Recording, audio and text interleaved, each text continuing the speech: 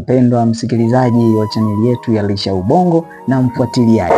Tunakuthamini na tunakupenda, tunakujali kwa sababu umekuwa nasi siku zote. Hivyo leo kama familia ya Lisha Ubongo tunaomba tukuletee kitu ambacho kinaweza kikawa na msingi katika maadili ya jamii zetu.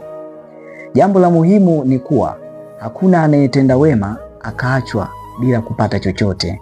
Hata kama wema huo unamfanyia mtu asiyejali kabisa, ipo siku utarudi kwako, ipo siku utarudi kwenye nyumba yako.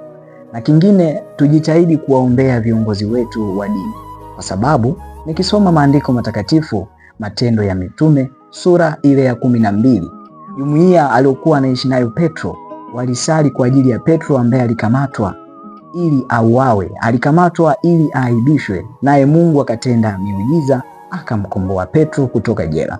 Hivyo na sisi tukisali, tukiomba kwa ajili ya viongozi wetu wa dini, tutaweza kuwasaidia katika mambo mengi wanayoyapitia.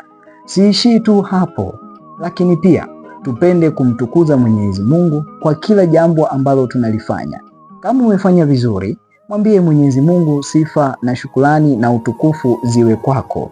Ukitaka kujua madhara ya kujisifia wewe badala ya kumwacha Mwenyezi Mungu, muulize Herode kwenye kitabu hicho hicho cha Matendo ya Mitume sura ya 12, alipojisifia yeye na kusahau kwamba Mungu ndo amempa uwezo. Kilichotokea ni nini ndugu yangu? Ni balaa. Na kukaribisha ukasome. Merci beaucoup, ciao, au revoir, danke, tschüss.